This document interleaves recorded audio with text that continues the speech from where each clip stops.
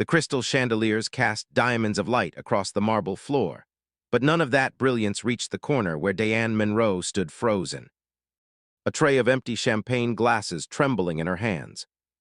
She was 53 years old, wearing a black service uniform that had been pressed that morning with the kind of care that comes from knowing you can't afford to replace it. And at this moment, surrounded by 200 of the city's wealthiest elites, she had never felt more invisible or more exposed at the same time.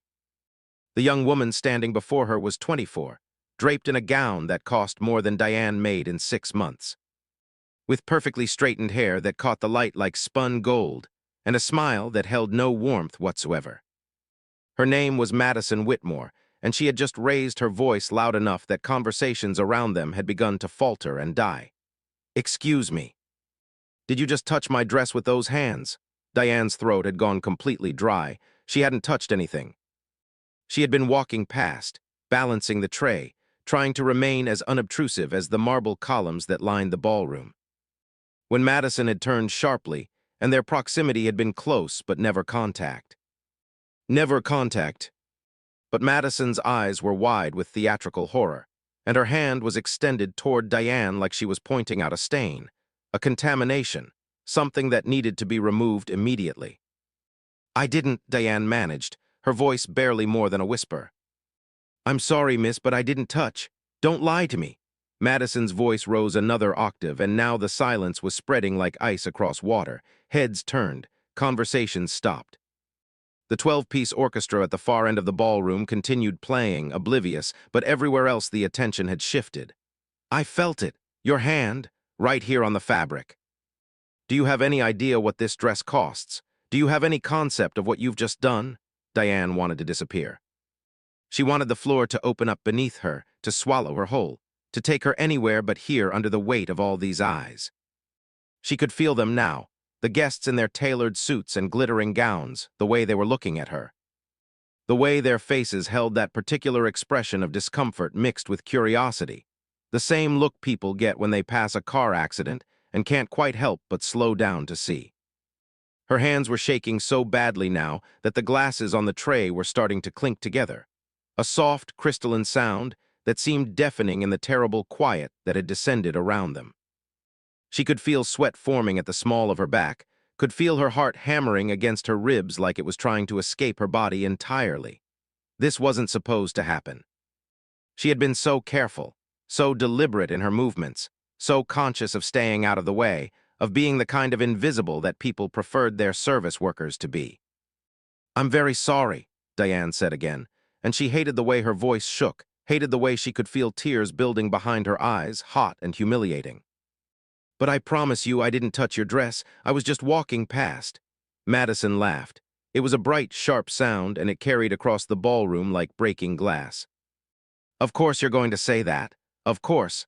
Because people like you never take responsibility for anything, do you? You just drift through life expecting everyone else to clean up after you, to make excuses for you, to lower the bar so you can barely scrape over it." The words hit Diane like physical blows. "People like you," she knew exactly what Madison meant. She could hear it in the emphasis, see it in the way Madison's gaze traveled deliberately down Diane's body and back up again, cataloging every perceived deficiency, every marker of difference. Diane was one of 3 black servers working the event that night, and she was the oldest by 2 decades.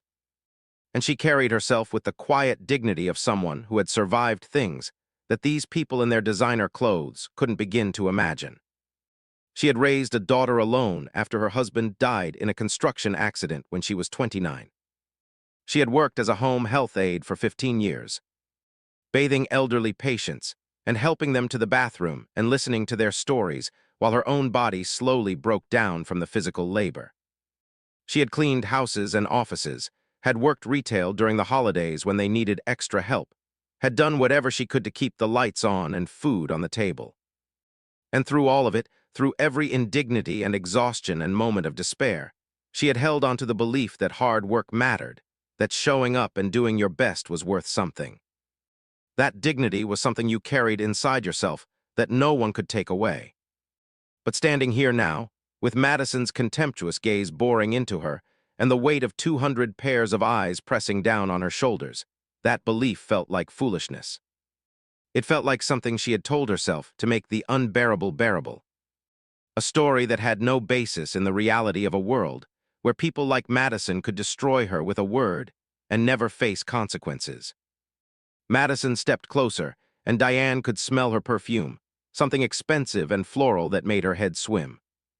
The younger woman's face was flushed with what looked almost like excitement, the kind of expression someone gets when they've found an outlet for feelings they didn't know they were carrying. I want to speak to your supervisor, right now. I want you removed from this event, and I want to make sure you never work one of our functions again. Our functions. Diane felt something cold settle in her chest. The Whitmore family owned half the commercial real estate in the city, ran charitable foundations that bore their name, sat on boards and committees that determined which causes received funding and which didn't.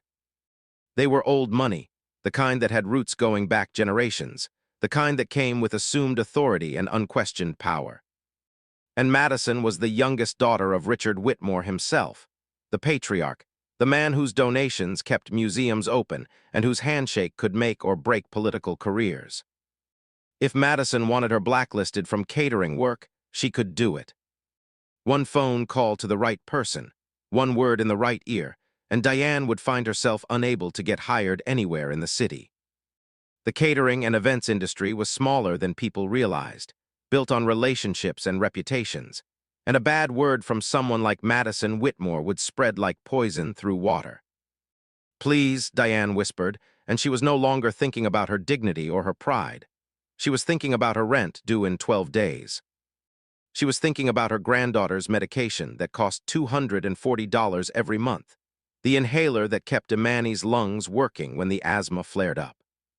She was thinking about the way this job, as exhausting and degrading as it could sometimes be, was the thing standing between her and complete financial collapse.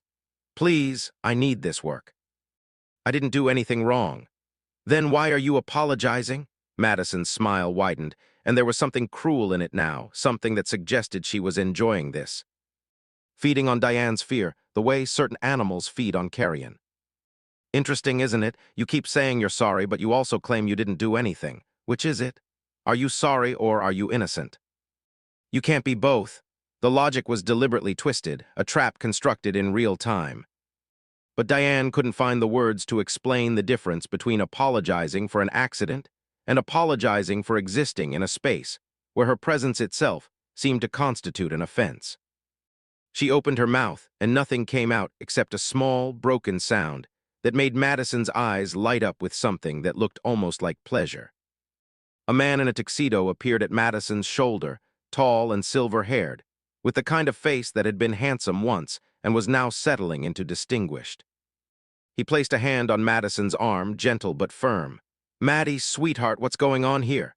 "This woman assaulted me," Madison said immediately, and Diane felt the world tilt.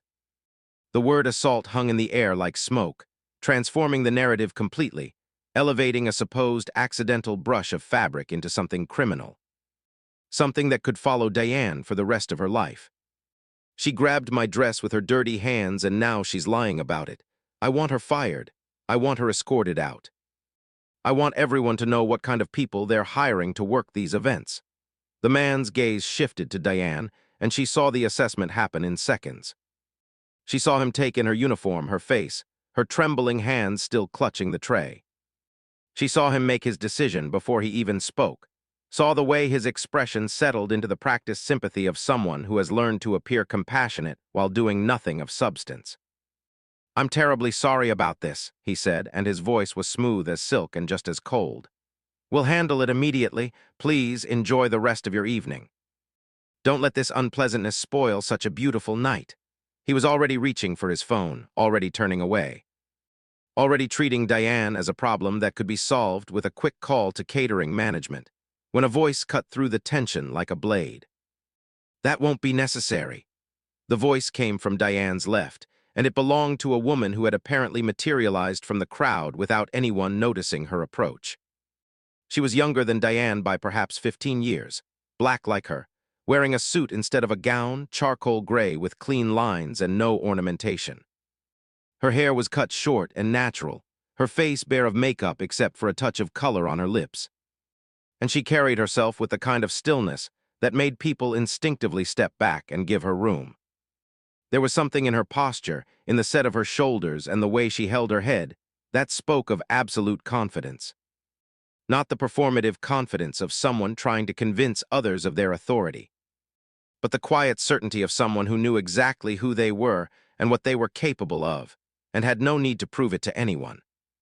Madison turned toward her with an expression of irritation that flickered briefly into uncertainty. "I'm sorry, who are you?" "My name is Charlotte Hayes." The woman didn't offer a hand to shake. She didn't smile. She simply stood there, hands clasped loosely in front of her, and waited. Her eyes were dark and calm, and they rested on Madison with the kind of attention that made you feel seen in ways that weren't entirely comfortable. The name meant nothing to Madison. That much was clear from her blank expression and the slight furrow between her eyebrows. But the silver-haired man had gone very still, and Diane noticed that several other people in the immediate vicinity had suddenly become very interested in their champagne glasses, studying the bubbles rising through the golden liquid, as though they contained the secrets of the universe. "I don't see how this is any of your concern," Madison said, recovering her composure with visible effort. "This is between me and the help." "The help!" Charlotte repeated the words thoughtfully, as though tasting them, rolling them around in her mouth to test their flavor. Interesting choice of phrasing. Dehumanizing but interesting. "Tell me, Madison. I can call you Madison, can't I? Since we're apparently dispensing with formalities, tell me exactly what happened." "I already explained. She touched my dress. She contaminated it with her." "Show me where." Madison blinked. "What? Show me where she touched your dress? The exact spot. I'd like to see the damage." There was something in Charlotte's tone that made it clear this wasn't a request. It was a demand dressed up in polite language, and the steel beneath the velvet was unmistakable. Madison's hand moved vaguely toward her hip, gesturing at a section of beaded fabric that looked absolutely pristine. "Right here. Obviously you can't see anything now, but I felt it, and that's what matters. The principle of the thing." Charlotte took a step closer, and something in her movement made Madison take a reflexive step back, her heels clicking against the marble. The sound echoed in the silence that had fallen over this section of the ballroom. "The principle," Charlotte echoed. "I see. So what you're saying is that there's no visible mark, no stain, no evidence whatsoever of contact, but you felt something that may or may not have happened, and based on that feeling, you've decided to publicly humiliate this woman and attempt to destroy her livelihood. Is that an accurate summary?" "I know what I felt," Madison said, but her voice had lost some of its certainty. The absolute conviction that had carried her through the initial accusation was starting to crack, and Diane could see the doubt creeping in at the edges. "And I know what I saw. She was too close, she was careless, and when I confronted her about it, she lied to my face. That's the kind of integrity we're dealing with here." "Integrity!" Charlotte let the word hang in the air for a moment, and somehow she made it sound like an indictment. "That's a fascinating concept to invoke right now. Let me ask you something else. Do you know who I am? Beyond my name, I mean."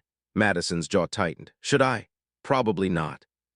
You've never had to think about such things, have you?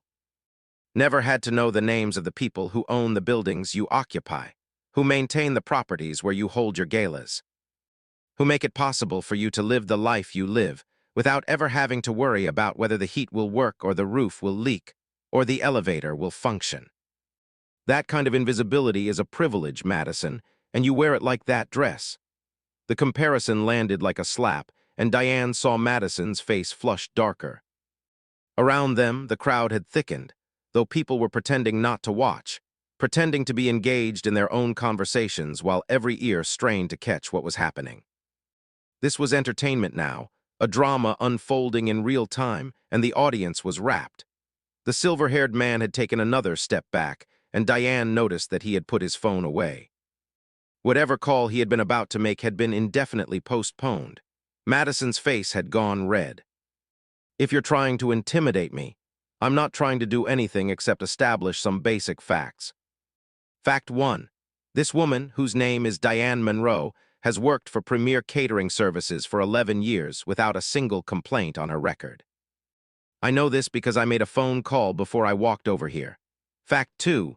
You accused her of touching your dress despite having zero evidence. Fact 3. When she tried to defend herself, you escalated the situation and attempted to have her fired. Do I have those facts correct? Madison opened her mouth and closed it again.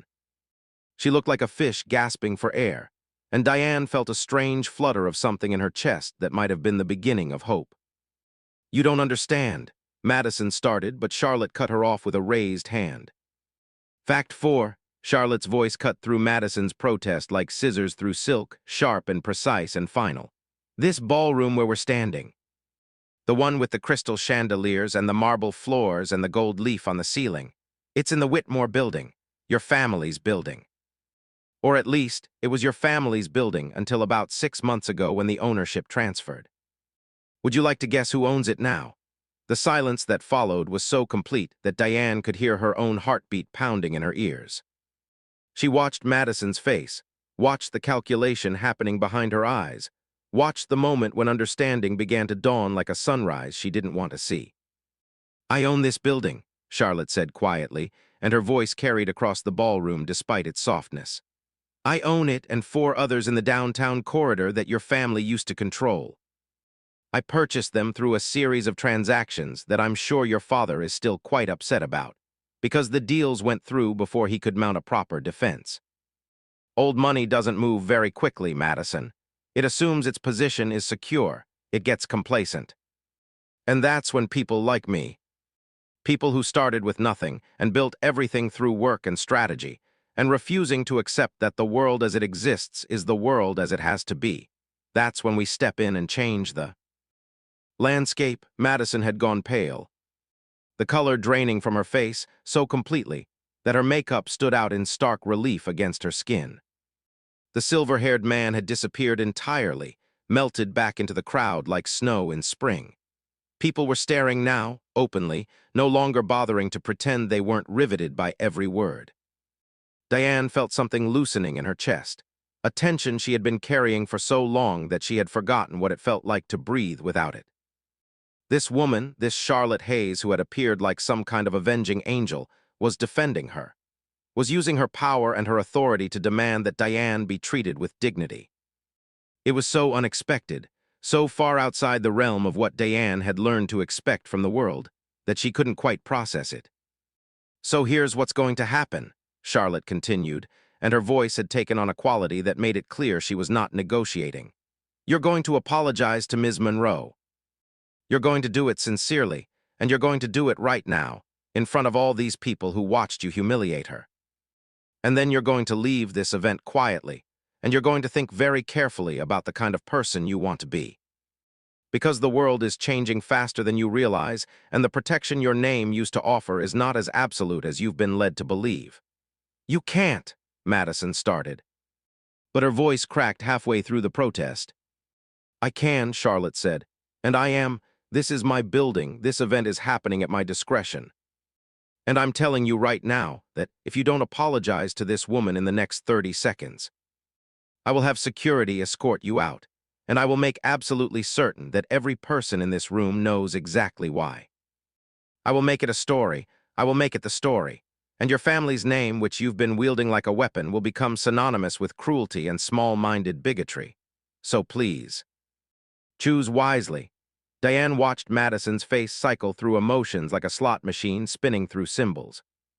Anger, humiliation, fear, resentment, and finally something that might have been the beginning of awareness, though it was hard to tell beneath all the other feelings fighting for dominance. When Madison finally turned toward her, Diane could see that her eyes were wet, that tears were gathering at the corners and threatening to spill over. I'm sorry, Madison said, and her voice was barely audible, a whisper that Diane had to strain to hear. I'm sorry for accusing you. I was wrong. It wasn't much. It wasn't nearly enough to balance the scales, to undo the humiliation and the fear and the way Diane's hands were still shaking even now. But it was spoken in front of 200 people who would remember this moment, who would carry it with them, who would tell the story at dinner parties and business meetings and quiet conversations over coffee. It was spoken, and that mattered. Charlotte nodded once, a short, sharp movement of her head. Thank you, you can go now. Madison left. She walked across that beautiful marble floor in her expensive gown, and every eye followed her until she disappeared through the gilded doors at the far end of the ballroom. The orchestra, which had stopped playing at some point during the confrontation, started up again, and gradually the conversations resumed. A gradual swell of sound, like an orchestra tuning up after a long silence. Charlotte turned to Diane and her expression softened. "Are you all right?" Diane realized she was crying. The tears were sliding down her face silently, and she hadn't even noticed until Charlotte asked the question. "I don't know," she said honestly. "I don't know what I am." "That's fair," Charlotte said. "What just happened to you wasn't fair, but your honesty about it is. Come with me. Let's get you somewhere quiet." She led Diane through a service door that Diane hadn't even known existed, down a corridor lined with photographs of the building's history, into a small office that overlooked the city. The lights stretched out in all directions, a constellation of human life and ambition and struggle. Charlotte gestured to a chair and Diane sat, still holding the tray, still shaking. "I didn't know you were there," Diane said finally. "I didn't know anyone was watching." "I know," Charlotte said. "That's part of the problem, isn't it? The assumption that no one is watching, that there are no consequences, that some people can be treated as less than human, and it won't matter because who's going to stop them? Who's going to care? Why did you?" Diane looked up at her. "Why did you care? You don't know me." Charlotte was quiet for a long moment. She walked to the window and stood there, silhouetted against the lights, and when she spoke her voice carried the weight of memory. "I grew up in a neighborhood where people like the Whitmores owned everything. The apartments, the stores, the land beneath our feet. My mother cleaned houses for families like that. She worked 6 days a week, sometimes 7, scrubbing floors and washing windows and raising other people's children, while I stayed with my grandmother and learned to be quiet, to be small. To never draw attention because attention meant trouble." She paused, and Diane could see her reflection in the window, the way her face had gone distant. "She was brilliant, my mother. She could have done anything, been anything. If the world had given her a fraction of the chances it gave to people born into the right families with the right skin and the right connections. But it didn't, so she cleaned.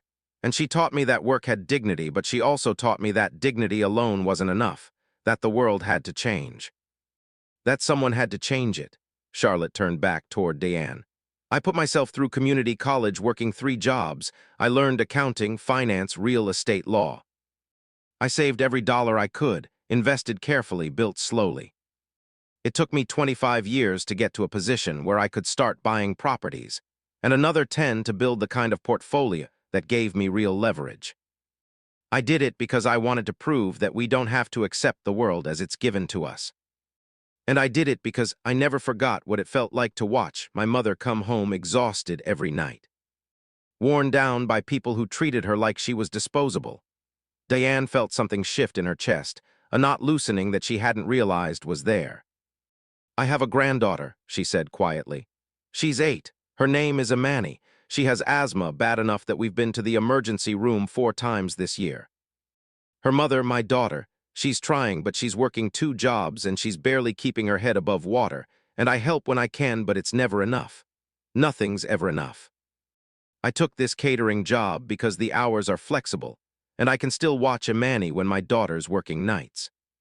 But the pay is terrible, and there's no benefits, and every month I'm doing math in my head, trying to figure out which bills I can delay. What we can do without." Charlotte smiled for the first time that evening, and it transformed her face into something warm and alive. "Imani, that's beautiful. It means faith, doesn't it?" "Yes," Diane said, surprised. "How did you know?" "My grandmother's name was Amara, Hope. Our mothers knew something about naming children for what they needed them to carry into the world." Charlotte moved away from the window and sat down across from Diane. "Listen. I can't fix everything. I can't change the entire system overnight. But I can do this. I own property all over this city, and I need good people managing it, maintaining it, people I can trust. The pay is better than what you're making now. The hours are regular. There are benefits, real ones, including health insurance that would cover your granddaughter's medication. If you're interested," Diane stared at her, certain she had misheard.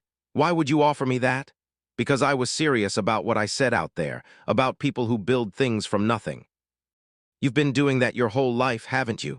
Building a life for yourself, for your daughter, for your granddaughter, out of whatever scraps the world gave you. That's valuable. That's the kind of strength and resilience I want in the people I work with. So this isn't charity. This is me making a good business decision and also, maybe, balancing the scales just a little bit. The tears came harder now, and Diane didn't try to stop them. She thought about Imani, about the way she wheezed when the weather changed, about the fear in her eyes when she couldn't catch her breath. She thought about her daughter, about the exhaustion written in every line of her face, about the way she apologized every time she asked Diane to watch Imani for another shift. She thought about herself, about the decades of making do and getting by and being invisible. And she thought about this moment, this impossible gift being offered by a stranger who understood. "Yes," she said. "Yes, I'm interested." Charlotte nodded.